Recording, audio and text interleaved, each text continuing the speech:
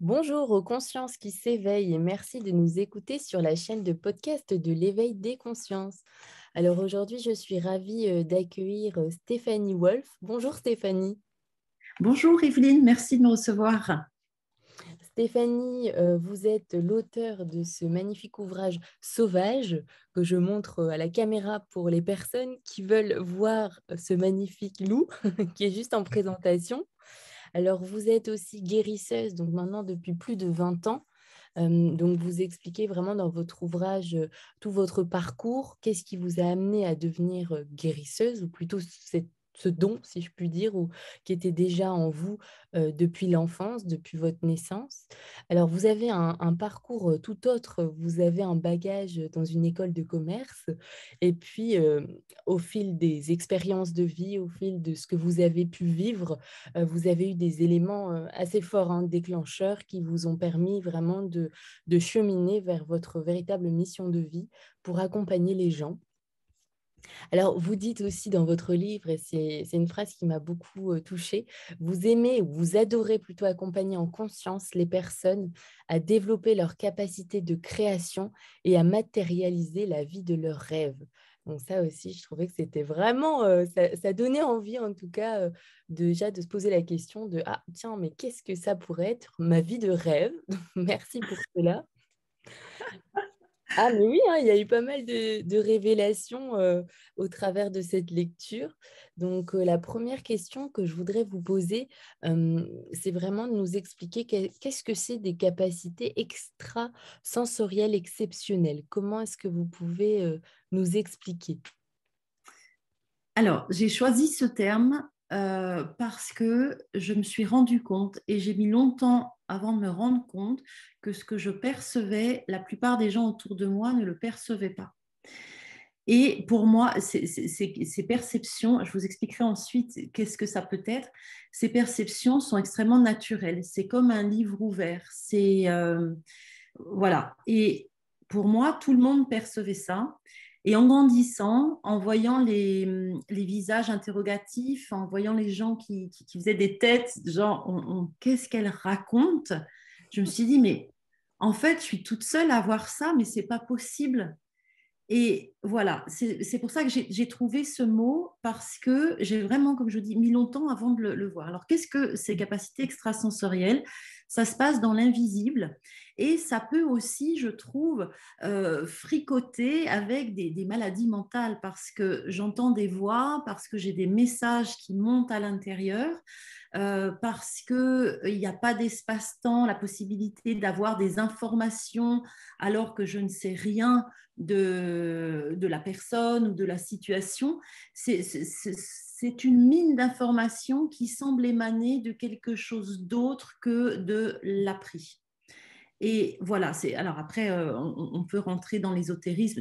Bon, évidemment, j'ai fait des recherches là-dessus, je pourrais en parler plus longuement, mais les capacités extrasensorielles, c'est ça, c'est cette capacité de capter des informations qui ne sont pas dans le champ de conscience habituel. Voilà.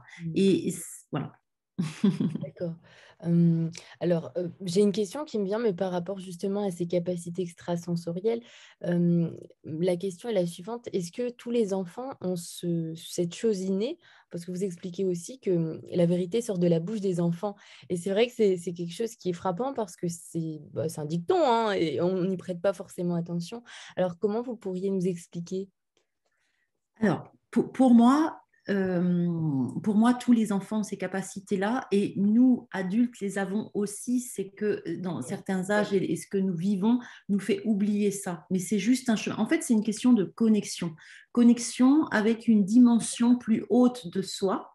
Alors ça a été beaucoup évoqué dans les traditions hindouistes, notamment on parle du grand soi et du petit moi.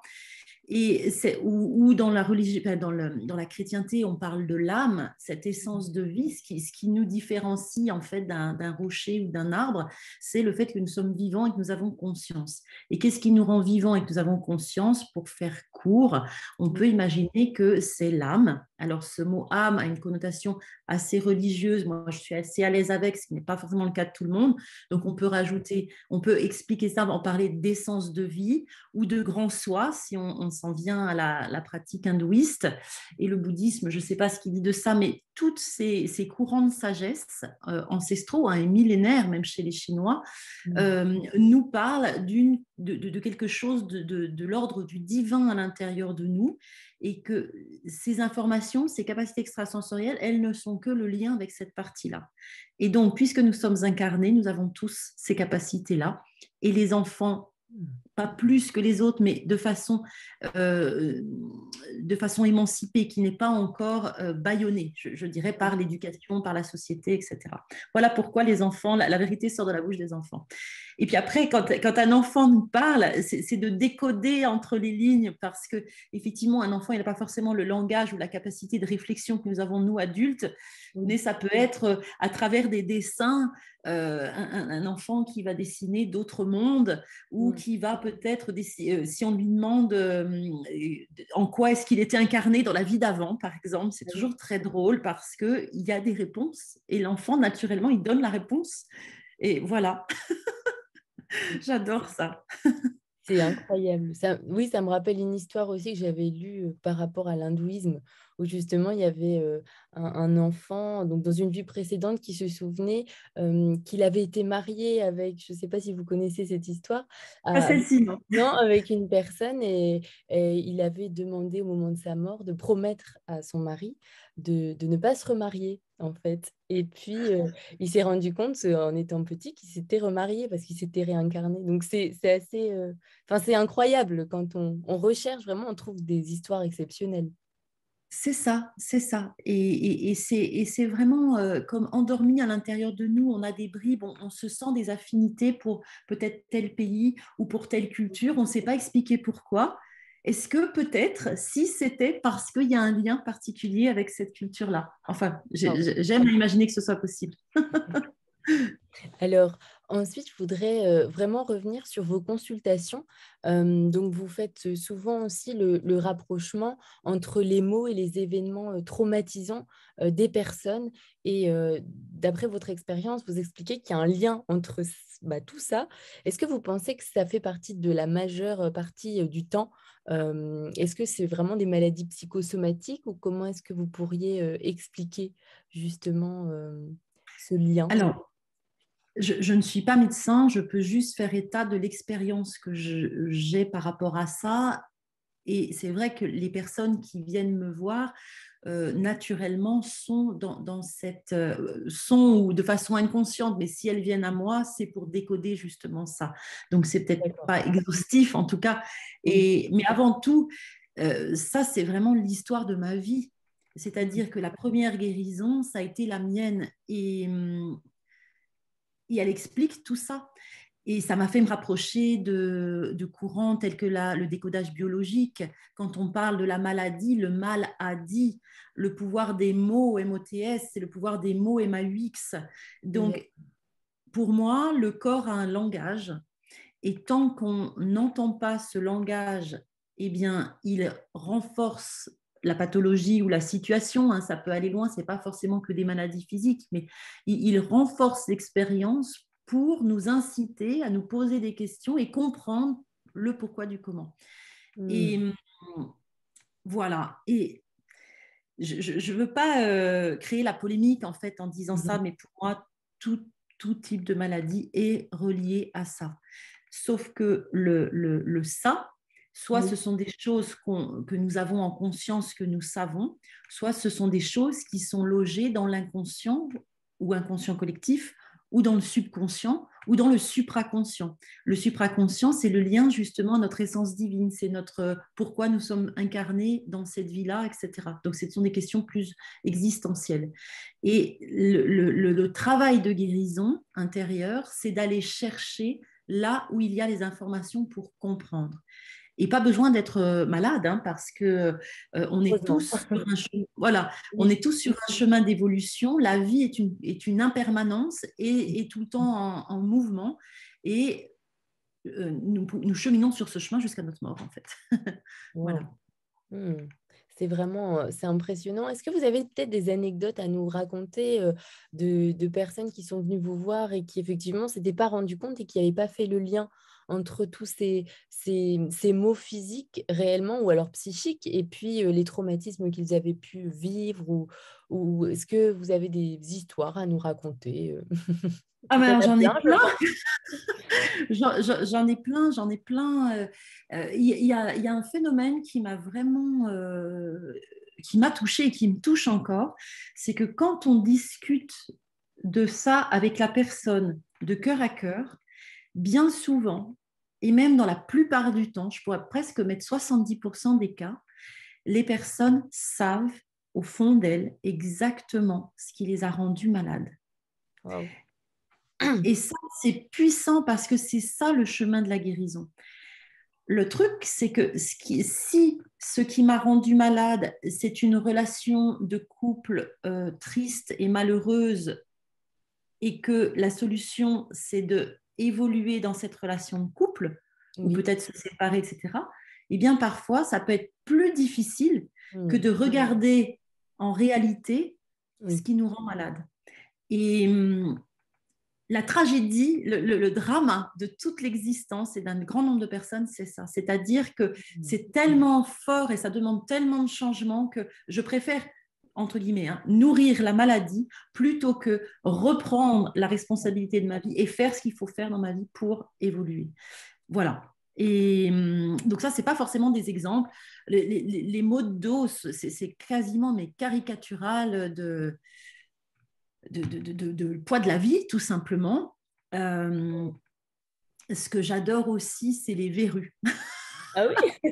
Alors pourquoi? Est-ce C'est qu'il y a un lien drôle avec les aussi. verrues? Alors, la verrue, on met le doigt dessus. Ah, mais c'est vraiment très drôle. Et la verrue, en général, elle est là pour un point, mais très, très précis. Alors, la verrue, vous savez, ça gratte pas, ça démange pas. Parfois, c'est mis à des endroits où c'est vraiment très gênant. Donc là, c'est des sujets qui grattent un peu plus. Mais la Oui. verrue, en général, elle est juste, c'est moche. Par contre. Ça, c'est moche. Ça fait tache.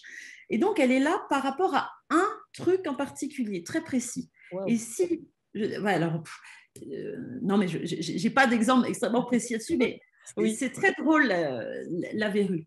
Après, il y a des problématiques telles que les migraines ou l'alcoolisme. Il y a aussi des familles de maladies, je trouve, qui nous ramènent toujours ou souvent à à des histoires un peu similaires par Mm. rapport, par exemple, l'alcoolisme ou le psoriasis. Donc, Ah, j'allais vous en parler du ah psoriasis, bah, justement, parce que ça me fait voilà, penser au stress, en fait, le psoriasis. Alors, euh, est-ce que vous pouvez nous en parler? oui et non, parce que c'est à chaque, il y a pas d'autoroute en fait d'explication. Mm. C'est ça où ça devient subtil, c'est que pour chaque personne c'est différent. Alors effectivement, il y a des personnes qui vont être plus, en général, elles vont tout évacuer par la peau. Donc c'est les eczémateux. Il y en a, ça va être les migraines. Il y en a qui sont très très robustes, mais ça va être des petites choses genre talon d'Achille. Il y en a, ça va être des rhumatismes. Chacun exprime à sa façon selon son terrain. Donc, c'est très compliqué de dire, bah, tiens, si tu as mal là, c'est ça. D'accord. Oui, c'est une piste. Et après, D'accord. en fonction d'eux, on analyse. Mm. Et ouais, qu'est-ce que je peux dire sur le psoriasis? Oui, il y a aussi des maladies qui sont des maladies au long cours. On sait qu'on a cette tendance eczémateuse, ou même dans la famille, et pour se, entre guillemets, débarrasser de ça, ça peut être assez compliqué, il faut faire un gros chemin. Et puis D'accord. parfois, il y a des choses, des maladies, pouf, qui tombent dessus, puis qui s'en vont comme elles sont arrivées. C'est assez... Enfin, c'est la magie de la vie quelque part. Ouais. Il n'y a rien d'écrit. Il y a aussi, voilà, il n'y a rien d'écrit. Ça veut dire que ce n'est pas parce que j'ai une maladie depuis très longtemps qui est très handicapante que je ne peux pas trouver un chemin de guérison par rapport à cette pathologie-là. Mm. Voilà. Finalement, la maladie, c'est comme un messager qui vient et qui nous donne un message qu'il faut décoder, parce que c'est pas évident des fois d'être... Ouais, mais alors complètement, les Amérindiens, donc en Amérique du Nord, considéraient la maladie comme un rite de passage. et D'accord. que soit des maladies, soit on en mourait, donc auquel cas on revivait dans une autre réalité. Hein, le cycle vie-mort-vie est très différent que dans nos mondes occidentaux. Soit la maladie nous avait appris quelque chose à l'intérieur et nous avait permis de passer une étape, en fait. Voilà. Ouais. Et j'aime cette idée-là, moi, de se servir du passage maladie, de la fièvre aussi, souvent, pour Mm. transformer ce qui a besoin de l'être à l'intérieur pour devenir différent au sortir de la maladie. Et d'ailleurs, beaucoup de personnes en témoignent, hein, suite à des maladies au long cours Mm. et, et qui sont mortelles, enfin, des cancers, etc. Elles s'en sortent changées parce qu'elles ont un autre regard sur la vie en général. Et la maladie nous pétrit en fait à l'intérieur aussi pour nous faire évoluer dans notre vie. Voilà, c'est un booster d'évolution. Waouh! Et j'ai aussi une question par rapport à la médecine chinoise. Je sais qu'ils relient aussi beaucoup les organes vitaux en fonction des émotions, etc. Donc, Oui. par exemple, les poumons sont reliés à la tristesse. Donc, est-ce que vous vous basez aussi sur cette, enfin, cette connaissance ou alors, enfin, je sais que vous êtes très intuitive dans le livre, vous l'expliquez vraiment, que vous recevez ces informations. Alors, comment jauger? Est-ce que vous vous servez de ça ou pas du tout? Alors, c'est très intéressant parce que bon, moi, j'ai un bagage universitaire important. Enfin, j'ai fait quand même beaucoup d'études qui n'ont pas rapport avec ça. Je suis quelqu'un d'assez, je me dis, une étudiante professionnelle. J'adore apprendre des nouvelles choses. Et Mm. quand, dans mon histoire, j'ai découvert cette capacité de guérisseuse, de guérison, j'ai dit, oh, super, où est-ce que je vais m'inscrire, dans quelle université pour passer mon bac de la guérisseuse professionnelle, grosso Ouais, modo. c'est original Et, pour pourquoi et pas? donc, et donc, la personne que j'avais rencontrée à l'époque, qui a été vraiment à la base, au tout départ de ma première guérison et puis de la suite de ce chemin-là, m'a dit surtout, Stéphanie, tu ne lis rien. Tu ne lis rien, tu fais juste confiance à ton intuition. Et elle a bien fait de le faire. En tout cas, à cette époque, quand je cherchais des universités pour passer mon bac de guérisseuse, je me suis dit, ah non, mais alors la médecine chinoise, parce qu'effectivement, il y a énormément de points communs. Je me suis rendu compte en soins que la main, elle était attirée à des endroits qui, quand je vérifiais, étaient justement spécifiquement des points d'acupuncture. Que Mm. quand il y avait des deuils, des problèmes de deuil ou des lourdeurs, c'était dans les poumons que ça se passait. Que quand on était dans des colères, c'était au niveau du foie. Donc, en fait, et heureusement d'ailleurs, on parle tous un peu de la même chose finalement, quelque part. Mm. Et c'est rassurant, je trouve, et c'est surtout passionnant. C'est une médecine qui a plusieurs milliers d'années, c'est une médecine qui a 3000 ans, la médecine chinoise. Et ils savaient déjà tout ça. Comment est-ce que ça se fait que dans nos vies, dans nos sociétés occidentales, on fait l'impasse là-dessus, alors que ça pourrait vraiment guérir énormément de choses. Mm. Même si on sent quand même qu'il y a une émulsion, il y a de plus en plus de personnes qui prennent conscience de ça et qui s'intéressent vers ces médecines aussi, comme vous dites, hein, millénaires, qui existent, etc. Mais c'est vrai que tout doucement, on voit qu'il y a du changement, mais c'est long. C'est vrai que c'est plus long. Malheureusement, moi, je le vois aussi dans les pays comme le Mexique. Enfin, on va vraiment se porter sur les plantes, etc. Alors qu'ici, on voit bien que le métier d'herbaliste n'est pas reconnu. En Angleterre, il est reconnu et je trouve ça vraiment dommage parce qu'on pourrait, comme vous dites, s'inspirer de tout ça pour mélanger, faire un mix et puis avancer. Ouais, entièrement d'accord, vous prêchez une convaincue. On va y arriver. On va y arriver. Ouais, on va y arriver. Grâce à des personnes comme vous aussi. Alors, Ouais. j'avais toujours en lien avec ces thématiques donc de maladies, est-ce que vous pouvez nous donner des pistes ou des outils afin que nous puissions lever des blocages? Ah, trop bien. Elle est bien cette question. Elle n'était pas dans la liste. Ah, Alors, un de mes pas de mes chevals de bataille, c'est pas une bataille, mais l'un de mes dadas, c'est de contacter notre guérisseur intérieur. hmm, Parce qu'il n'y a personne d'autre qui sait mieux que nous-mêmes. Et plus je nourris ce dialogue avec mon intérieur, plus j'obtiens des réponses et je peux cheminer moi-même en autonomie, en me faisant confiance, avec qui je suis. Parce qu'il y a absolument toutes les réponses à l'intérieur. Et mon travail, effectivement, donc pendant 20 ans, j'ai eu un cabinet où je recevais les gens dans un travail type le magnétiseur, magnétiseuse ou guérisseuse. Et aujourd'hui, j'ai un peu réorienté mon travail pour justement accompagner les personnes qui veulent faire ce travail avec elles-mêmes, de les mettre sur la piste de pouvoir être autonomes à travailler avec leur guérisseur intérieur. Parce que pour moi, c'est lui le plus puissant. Et la guérison émane non pas de quelque chose d'extérieur, mais de moi. Je suis responsable et j'ai la capacité de grandir ma puissance et ma force à l'intérieur, ma confiance en moi, et de me libérer d'un grand nombre de choses moi-même, parce que tout est inscrit à l'intérieur. Et voilà, ça rejoint la première phrase que vous avez lue, dans le sens vivre la vie de ses rêves. Et vous l'avez dit aussi, c'est difficile de rêver la vie de ses rêves. On ne sait même pas à quoi on rêve. Oui. Mais oui, vous demandez à un enfant de 4 ans à quoi il rêve, il va vous dire à quoi il rêve. Il le sait. Et nous, on a oublié ou on ne se le permet pas. Souvent, c'est ça, c'est qu'on ne se le permet pas. Et de ce chemin-là, de réapprivoiser, réapprivoiser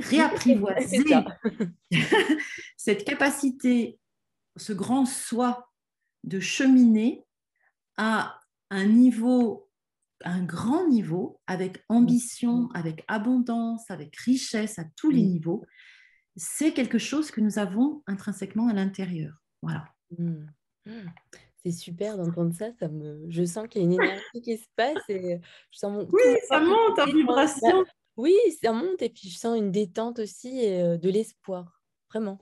Ah, c'est super. C'est vrai que ça fait du bien, comme vous dites, finalement, on est tellement obstrué, enfin, depuis notre petite enfance, quand on est à l'école, on est conditionné. On dit bien qu'à partir de 7 ans, notre monde est façonné par tout ce dont on se nourrit, enfin, tout ce qu'on nous donne, surtout à manger, j'ai envie de dire. Mais c'est ça, en fait, qui n'est pas évident, c'est vraiment oui, de trouver ce chemin et enfin, dans votre livre, on va en reparler après, mais vous l'expliquez bien aussi, votre parcours, vous allez en parler aussi après, la maladie à laquelle vous avez été confronté pendant plusieurs années, vraiment. Et je trouve ça touchant parce que finalement, vous avez réussi à vous écouter intérieurement, ce qui n'est pas évident. Il y a des personnes qui se réveillent, j'ai envie de dire, mais peut-être beaucoup plus tard, et c'est incroyable. Alors, on va en revenir hein, par rapport à tout ça, mais dans un premier temps, je voudrais vraiment vous demander, est-ce que vous pouvez nous expliquer qu'est-ce que c'est l'intuition ou même la méga-intuition? Parce que vous parlez hein, de cette méga-intuition. Je parle de méga-intuition, ça rejoint ses capacités extrasensorielles. Et bon, l'intuition, tout le monde en a, hein, on est d'accord. Je pense, on est d'accord aussi pour dire qu'on a tous vécu, à un moment ou à un autre, un pressentiment qui s'est révélé juste ensuite. Qu'on l'ait suivi ou pas, il s'est révélé juste. Eh bien, c'est ça. Sauf que quand ça arrive comme ça, un pressentiment, c'est une intuition un peu sauvage qui arrive, on ne l'a pas choisi. Alors que nous avons la possibilité d'être en contact permanent et d'écouter et d'entendre cette intuition. Et qu'est-ce que c'est que l'intuition? C'est ce lien à cette partie plus grande que soi, ce que j'évoquais, donc cette âme. Et le dessin de cette vibration-là, de cette essence de vie, est propre et parfois très éloigné de ce qu'on a dans la tête. Donc, c'est comme si dans la vie, je m'incarne avec un projet de vie porté par mon âme, on va dire ça comme ça, porté par mon âme, qui doit, voilà, donc mon âme chemine dans cette direction-là. D'accord. Et l'éducation que j'ai reçue, la famille dans laquelle je suis arrivée, mes expériences traumatisantes, etc., façonnent, créent mon mental, la sphère mentale, où il y a l'ego notamment. Et si j'ai de la chance, ça va dans le même sens, mais bien souvent, ça ne va pas dans le même sens, et c'est des mouvements opposés. Et là, c'est la guerre à l'intérieur. Je ne suis pas heureux dans ma vie parce que je ne fais pas ce que je voulais faire étant petit. J'attire des relations toxiques, la dépression, je ne sais pas pourquoi j'existe, et tout, et tout, et tout, et tout. Et ça, c'est justement cette dichotomie, ce trajet différent entre le dessin d'âme et l'intuition émane du dessin d'âme. Voilà, c'est vraiment cette connexion. Ça n'a rien à voir avec le mental. Le mental, il a une idée pour toute chose. Il va vous dire ce qui est bon et ce qui est mauvais. Il va avoir peur. Il va vous faire faire surtout tout ce qui n'est pas bon pour vous. Enfin, voilà, c'est notre condition humaine d'incarner, d'incarnation humaine. C'est vraiment ça. Oui, il y a du travail. C'est ce que je Oui, me mais oui, dis. c'est le travail d'une vie, c'est ça. C'est quand même, il y a du travail, quoi. Mais bon, si on le travaille, ça va. Mais ça Mais demande beaucoup oui, de temps, beaucoup d'énergie, beaucoup de patience aussi. Donc, oui, tout finalement, ça. c'est ce que vous expliquez, c'est vraiment cette intuition, cette méga intuition, c'est cette boussole de vie, hein, vous le dites dans le livre, qui nous mène vers notre chemin véritable. Exactement, exactement. Et c'est cette partie de nous qui sait un plan supérieur et qui fait qu'ici, je ne suis pas ce plan supérieur, j'ai une impression de errer dans ma vie, Hmm. ou pas de servir à rien, mais de errer dans ma vie. À quoi bon, à quoi ça sert? Alors que si je suis dans le sens de ça donne du sens justement avec un grand S à ma vie. Et Hmm. du coup, je suis animée par une joie de vivre. La joie, par exemple, c'est enfin, c'est pas une émotion, enfin, je sais pas exact, je suis pas spécialiste, je suis pas psychothérapeute, mais la joie, pour moi, elle émane de l'âme, la vraie joie profonde, vous savez, où ça rejoint un peu l'émerveillement. Ben, toutes ces choses-là, si je pense à quelque chose et que ça me met en joie, Hmm. et que c'est une indication, c'est mon âme qui est en train de me parler. Alors je vais suivre ce chemin-là, même si j'ai peur. Parce qu'après, le mental dit, ah non, mais tu vas pas faire ça comme ça, patati patata, patati patata. N'empêche qu'à ce moment-là, j'ai eu un élan de joie. Et là, je suis en contact avec cette intuition et avec cette âme. Voilà. Alors, j'avais une question par rapport justement à cette intuition. C'est un travail quotidien. Alors, c'est-à-dire, par exemple, est-ce qu'au travers de synchronicité, parce qu'on dit toujours que au plus on va avoir de synchronicité, au plus ça va nous montrer qu'on est sur le chemin de l'intuition, enfin qu'il y a quelque chose, une force qui est plus grande autour de nous et qui nous aide. Alors, est-ce que ça se traduirait aussi par des synchronicités?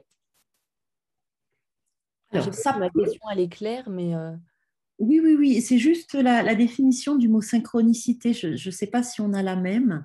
Et je pense que je peux répondre dans ce sens-là. C'est que si j'attends des synchronicités ou des signes pour me mettre en route, hmm, ça n'arrivera jamais où je vais d'accord. justement errer.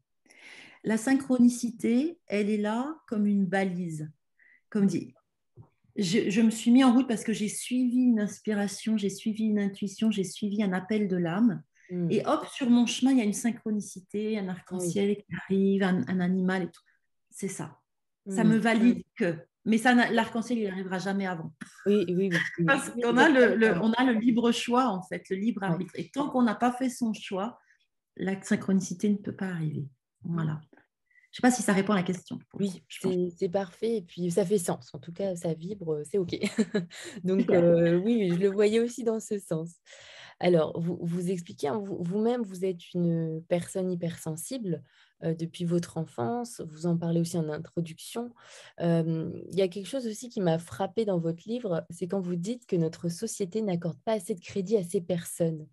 Alors, est-ce que vous pouvez nous expliquer, dans un premier temps, qu'est-ce qu'une personne hypersensible? Et puis aussi, pourquoi, en l'ayant vécu, vous pensez que dans cette société, elles sont mises de côté? OK. Alors, hypersensible, ça veut dire très sensible, et je relis ça avec le mot empathie aussi. Ce sont des personnes qui, face à des situations, vont être touchées peut-être beaucoup plus fort que des personnes qui le seraient moins. Mmh. Touchées à l'intérieur, c'est-à-dire que je suis enfant, j'assiste à un accident de voiture, pendant une semaine, je pense qu'à ça. Et D'accord. j'arrive pas à me décrocher de ça. Un enfant hypersensible, ou une personne, pardon, hypersensible, elle va rentrer dans une pièce, elle va tout de suite comprendre ce qui se passe. Mmh. Telle personne, elle est dans telle situation émotionnelle. Lui, il me dit que ça va, alors que je sens bien que ça va pas. Waouh! Euh, Lui, voilà. Et donc, c'est des sortes d'antennes de perception. Ça rejoint l'empathie. Et Complètement. le risque de l'empathie aussi, pour les plus jeunes, c'est quand je suis empathie, c'est-à-dire que la simple fait d'être à côté d'une personne qui me partage des soucis, je suis comme absorbée et je veux tout faire pour l'aider et j'en oublie mes limites, j'en Mmh. oublie moi et je m'identifie complètement à l'extérieur. Donc tout ça, c'est des risques de se perdre finalement.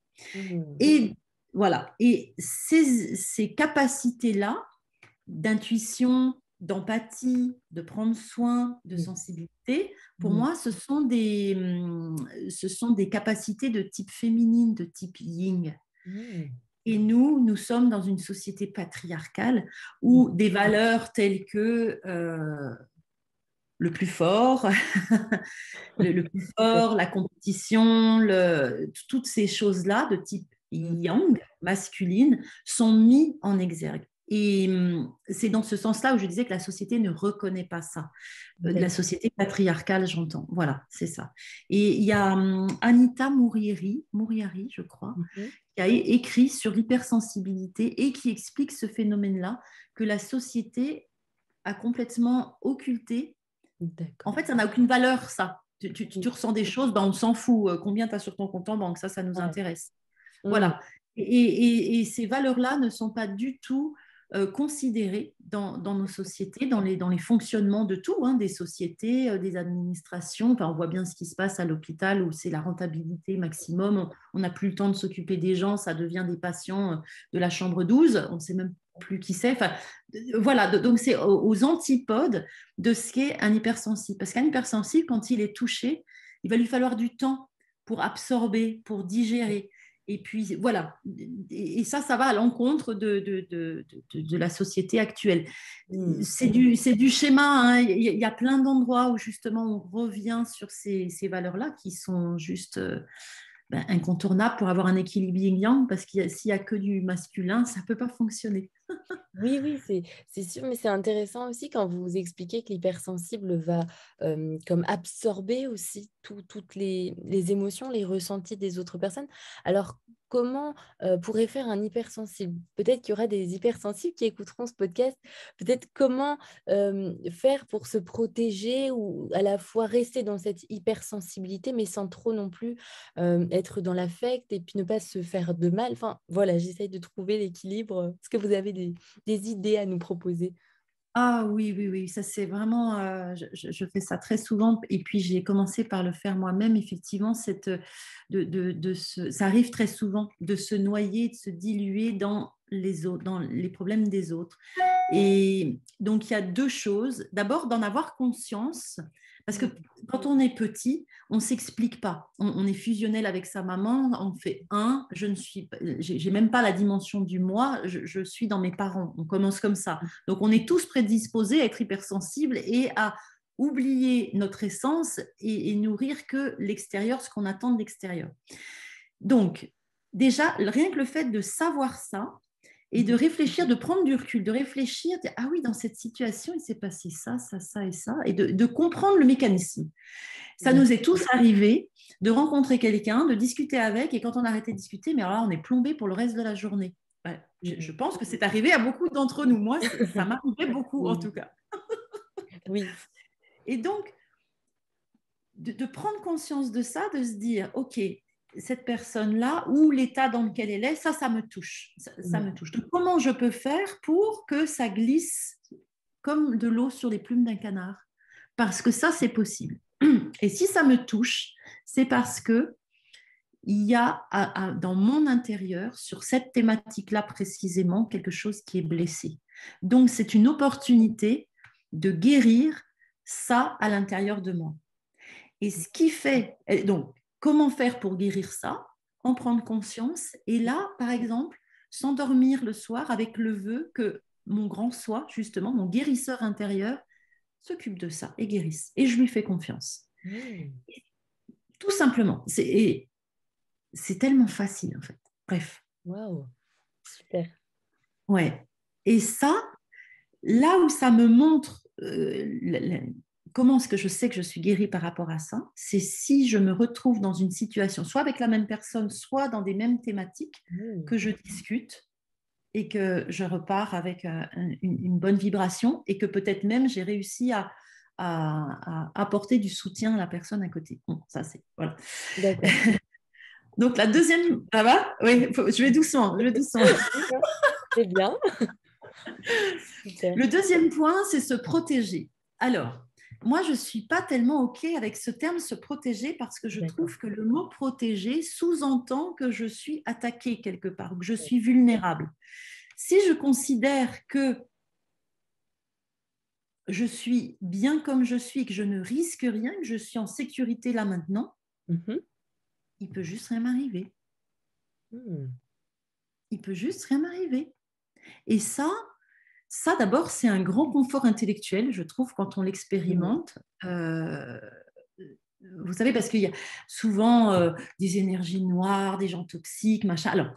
après, moi, j'ai fait le ménage dans ma vie. Hein. Je n'ai pas de télévision. Il y a des gens, je sais qu'il n'y a rien à faire. Bref, je ne me mets pas en situation de vulnérabilité là où je sais que je vais être touchée. Et en même temps, je ne me prive pas de vivre ma vie. Et je fais comme ça, c'est-à-dire je dis, bah tiens, si ça m'a touché, c'est que j'ai un endroit encore en difficulté, en vulnérabilité à l'intérieur de moi. C'est ni bon ni mauvais, c'est juste qu'à cet endroit-là, je peux grandir, je peux faire guérir quelque chose à l'intérieur pour pouvoir évoluer et que ça ne me touche plus. Et quand ça ne me touche plus, que j'ai guéri de ça, c'est la meilleure situation pour aider la personne dans cette situation-là parce que ça lui montre le chemin de guérison. Vous voyez le D'accord. truc? Ouais. Ouais, ouais. Et ça, c'est extrêmement puissant. C'est beaucoup plus puissant que 10 000 conseils. D'accord. Hmm. C'est la valeur de l'exemple, c'est de l'expérimentation, d'être Oui. passé. Par exemple, je vais réduire ça à un exemple très simple. Admettons, on est de bonne humeur le matin, on dit bonjour à une personne et la personne ne nous répond pas. Bon, admettons. Et c'est quand même touchant. Enfin, ça peut être blessant et on peut se poser des questions. Moi, pourquoi un tel m'a pas répondu, etc. Dès lors où ça nous touche plus, c'est là où justement le mot guérison entre en jeu. Exactement, vous avez tout compris. Génial. C'est exactement ça, Evelyne. C'est ça. Super. Et puis, qui sait, si ça se trouve, cette personne, elle ne vous a pas dit bonjour parce qu'elle ne vous a pas vu ou qu'elle était dans ses pensées et que ça allait pas bien pour elle et elle n'a pas eu le temps de répondre. C'était pas une offense. Moi, je l'ai pris comme ça parce que, voilà, je suis câblée comme ça. Mais si ça se trouve, les raisons de pourquoi elle l'a fait, ou alors elle l'a dit parce qu'elle n'a pas dit bonjour parce qu'elle ne vous aime pas, ben ça, c'est son problème si elle ne vous aime pas. Non, mais Bah oui. vous n'y êtes pour rien, ou peut-être vous y êtes pour quelque chose, et si vous n'avez rien à vous reprocher, vous n'y êtes pour rien. Vous voyez ce que je veux dire? Hmm. On n'est pas responsable de... De l'autre. Voilà. Et Hmm. ça, c'est la meilleure... je trouve, moi, que c'est le meilleur exemple pour guérir des situations, parce que si j'entre en conflit en disant oui, ben, ou si je Ouais. note sur un papier, bon, un tel ne m'a pas dit bonjour, là, je lui en veux. Quoi. J'alimente. Voilà, vous alimentez le conflit. Et à Ouais. partir du moment où il y a conflit, il y a toujours deux perdants dans un conflit. Il n'y a jamais un gagnant, un perdant. C'est toujours deux perdants. Alors que si je pose les armes, je dis moi, je ne combats pas. Ouais. Fais ce que tu veux, je ne combats pas. Eh Il, bien, mm. Il se bat tout seul. Enfin, il peut oui, je contrôler tout transcende seul. la situation. Ouais. Exactement, je transcende la situation. Très Et intéressant. Merci beaucoup en tout cas pour ces exemples. C'est parlant. Alors j'avais ah, c'est super. Donc oui, non, mais c'est très intéressant. J'ai encore plein d'idées parce que c'est vrai qu'on a toujours une trame, mais après on a plein d'intuitions qui nous viennent et donc ça change un peu le cours du podcast, mais on va continuer. Alors, donc vous êtes guérisseuse. Comment est-ce que vous pouvez nous expliquer quel est ce métier? Enfin, je ne sais pas trop comment le situer parce que comme vous disiez, il n'y a pas d'études pour être guérisseur. Vous l'avez découvert, alors peut-être que vous pouvez nous expliquer, si vous le souhaitez, bien sûr, comment vous avez découvert ça? Alors, bon, c'est une longue histoire, en fait. C'est Oui. tout ce qui est expliqué dans le livre. La première guérison, ça a été la mienne.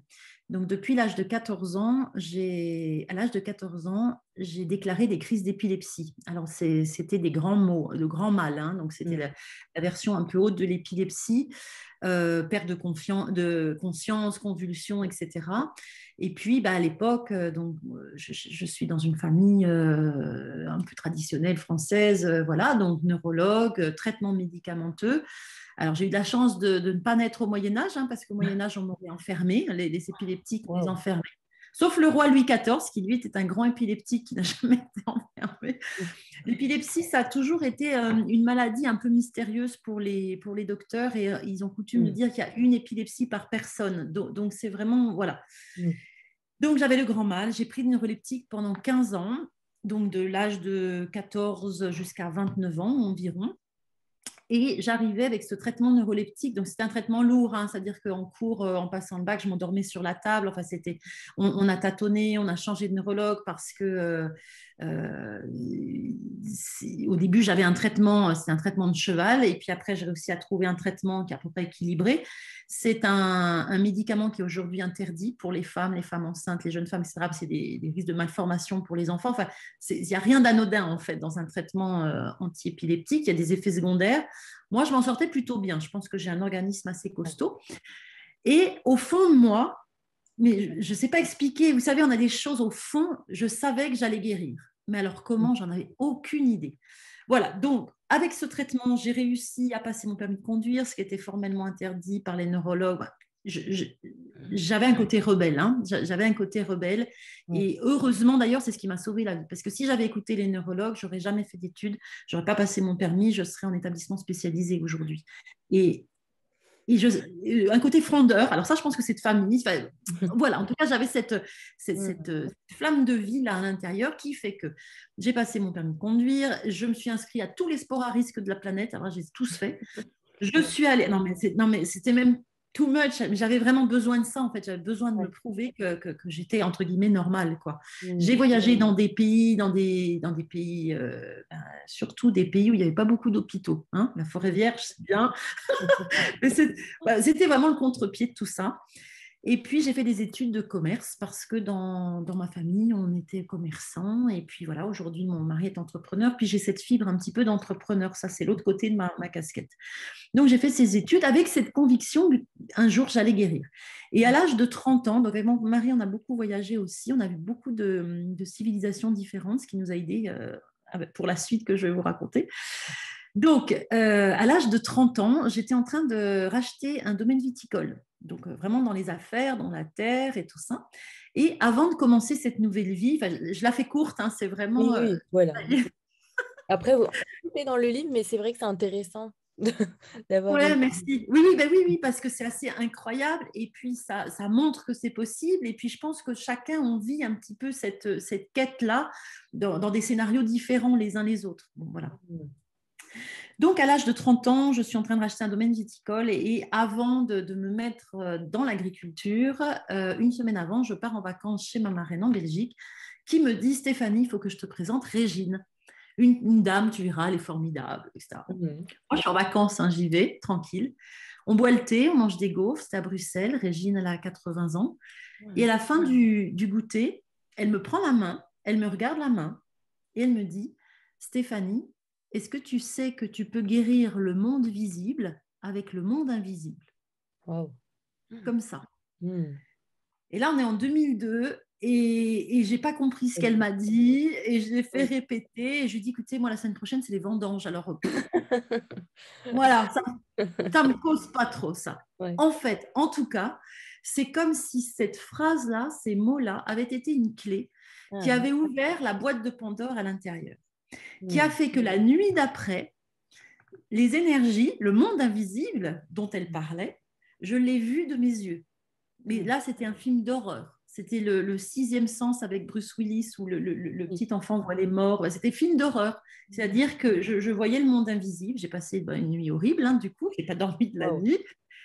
Et au petit matin, ça s'est calmé avec l'arrivée du jour et tout ça. J'appelle Régine, qu'est-ce qui se passe? Aidez-moi, parce que j'avais l'impression de devenir folle. Donc là, je me suis dit, soit je comprends vite ce qui se passe et j'arrive à gérer le truc, parce que j'avais quand même l'épilepsie, c'est au niveau de la tête que ça se passe. Je dis, soit je vais me faire prescrire de moi-même un traitement supplémentaire pour je ne sais pas trop quelle maladie. Voilà.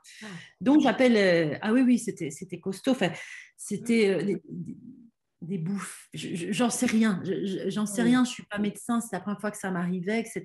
Mais en tout cas, j'avais vraiment l'impression de quelque chose qui se dédoublait, quoi. Enfin, la perception de ce monde invisible que là, donc j'ai vu, donc je pouvais guernier que ça n'existait pas.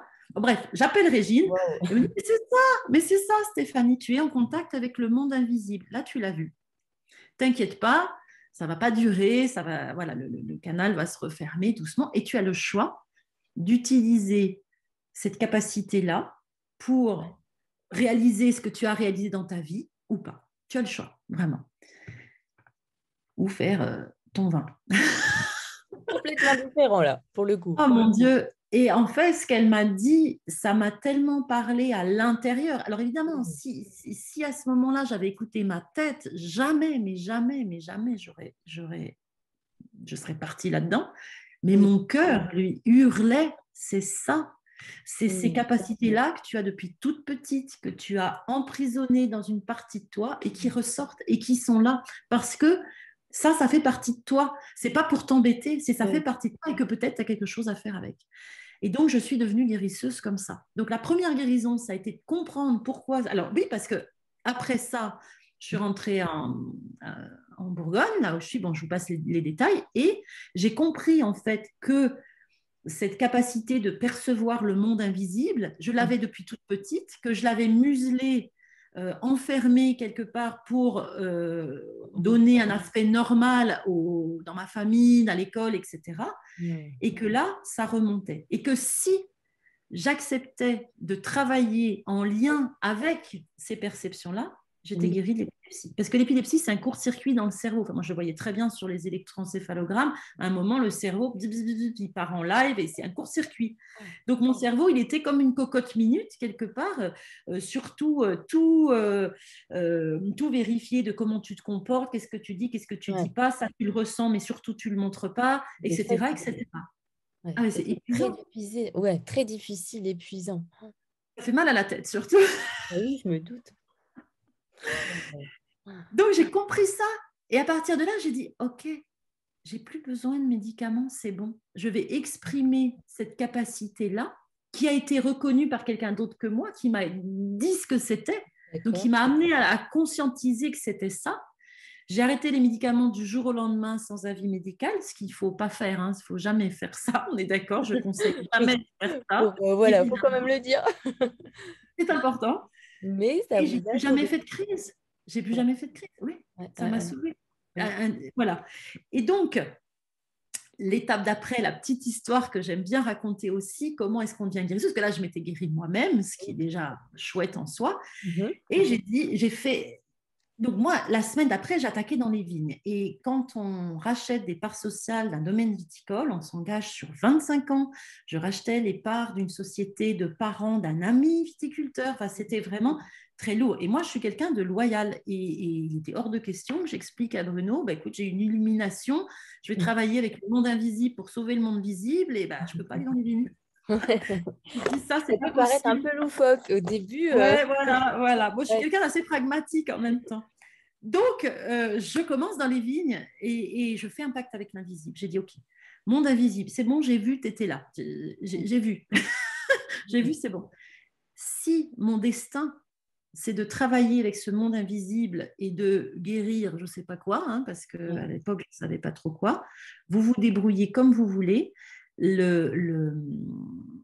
Pardon, je perds mes mots du coup. L'engagement que j'ai avec Bruno et ses parents dans le domaine viticole, je veux que ce soit fait proprement et que ça reste des amis et que voilà, parce que moi, je suis engagée, je respecte mon engagement. Si effectivement un autre destin m'attend, vous vous débrouillez comme vous voulez. Je veux que je puisse me désengager de façon propre dans cette voie-là. Donc, j'attaque, je vais aux vendanges. Lundi, mardi, mercredi, repas de vendangeur. Et là, Renée, donc la maman de Bruno, sort un plat du four et elle se brûle. Mais elle se brûle fort, hein, c'est-à-dire qu'il y a un gros hématome sur la main, ça saignait et tout ça. Et là, tout le monde a vu. Et moi, je ne sais pas ce qui m'a pris. Je dis, mais Renée, donne-moi ta main. Je prends la main, je mets ma main dessus et là, mais je sens mais, wow, la brûlure qui me monte dans la main. C'est là où le travail de guérisseur, il y a un côté pas Ouais. magique, mais qui dépasse le mental en fait. Oui. Donc je sens la blessure qui monte dans la main, je sens, va te laver les mains. Alors je vais me laver les mains, ça brûlait tout. Et puis je suis retournée aux vendanges. Et le lendemain, j'arrive et Renée n'a rien fait d'autre. Elle n'a mis aucune crème, rien du tout. Elle me montre sa main, elle me dit regarde. Et c'était cicatrisé comme si ça s'était passé il y a une semaine et non pas la veille. Et tout le monde a vu. Bruno a vu. Et je me souviens toujours de ça, c'est des paroles vraiment fortes. J'ai dit, écoute Bruno, il y a ça qui est en train de se passer pour moi dans ma vie.